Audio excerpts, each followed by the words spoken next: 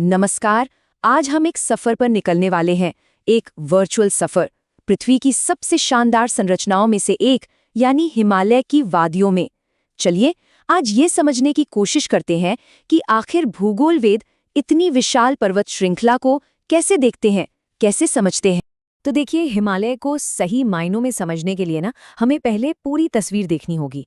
अब भारत का ज्यादातर हिस्सा लगभग 43% तो मैदानों से ढका है, लेकिन इस चार्ट पर एक नजर डालें तो साफ पता चलता है कि ये जो पर्वतीय क्षेत्र हैं, ये भारत के भूगोल का एक कितना अनोखा और कह सकते हैं बेहद जरूरी हिस्सा है।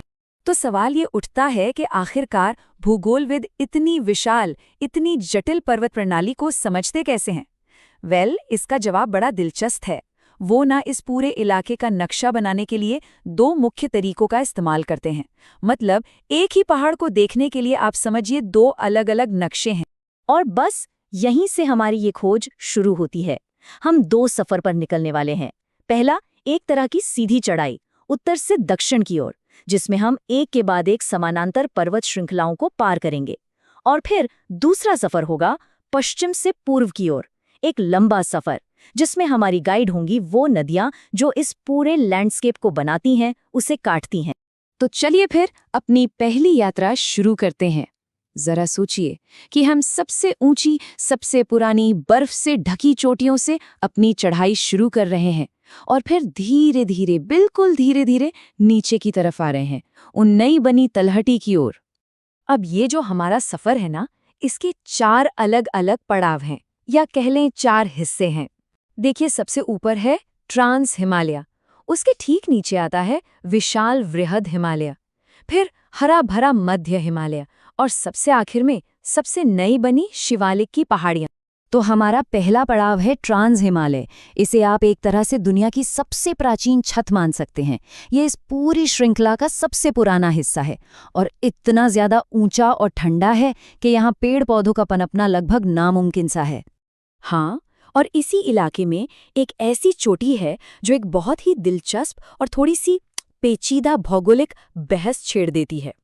सवाल ये है कि आखिर भारत की सबसे ऊंची पर्वत चोटी है कौन सी? इसका जवाब उतना सीधा नहीं है जितना लगता है। देखिए, मामला थोड़ा सा पेचीदा यहीं पर हो जाता है। एक तरफ है K2, जिसे गॉडविन ऑस्टिन भी कहते हैं। तकनीकी रूप से ये भारत द्वारा दावा किए गए क्षेत्र यानी पाकिस्तान अधिकृत कश्मीर में है, इसलिए इसे भारत में सबसे ऊंची चोटी कहा जा सकता है।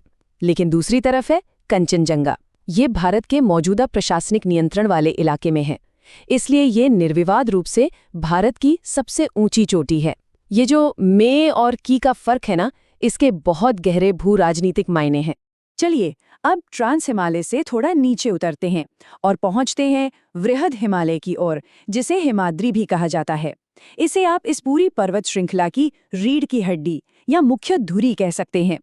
सही मायने में दुनिया के सबसे ऊंचे पर्वतों, उन दिग्गजों का असली घर यही है। और हाँ, यहीं पर है दुनिया की सबसे ऊंची चोटी माउंट एवरेस्ट। लेकिन एक दिलचस्प बात यह है कि दुनिया जिसे एवरेस्ट के नाम से जानती है, उसके कई स्थानीय नाम भी हैं।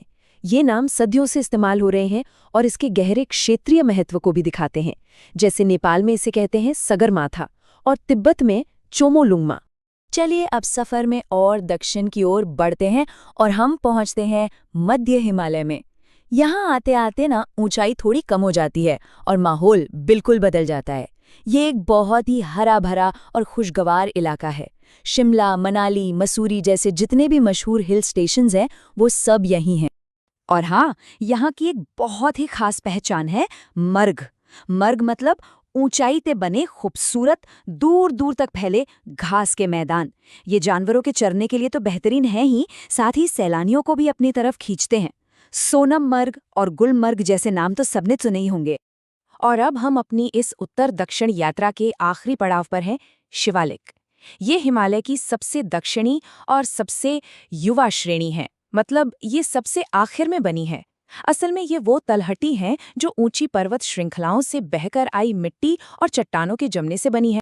और एक और खास बात, अभी हमने मध्य हिमालय और शिवालिक की बात की तो इन्हीं दोनों श्रेणियों के बीच में कुछ चौड़ी चौड़ी घाटियां मिलती हैं।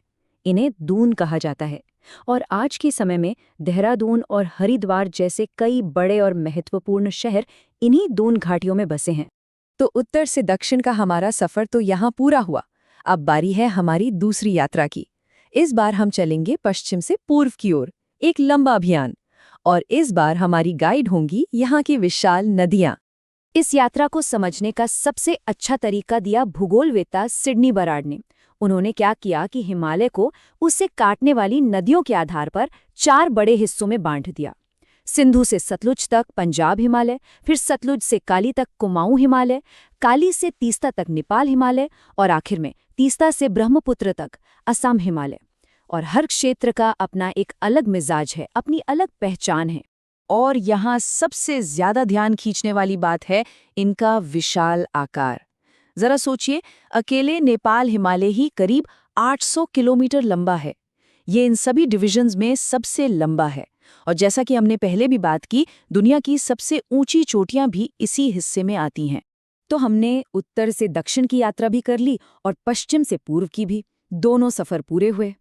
अब चलिए एक कदम पीछे हटकर ये समझने की कोशिश करते हैं कि आखिर इन अलग-अलग विभाजनों को समझना इतना जरूरी क्यों है। देखिए, सबसे बड़ी और ज़रूरी बात यह है कि हिमालय कोई एक अकेली पर्वत श्रृंखला नहीं है, बल्कि ये समानांतर श्रेणियों की एक बहुत ही जटिल प्रणाली है। इसे समझने के लिए हमारे पास 2 नज़रिए हैं।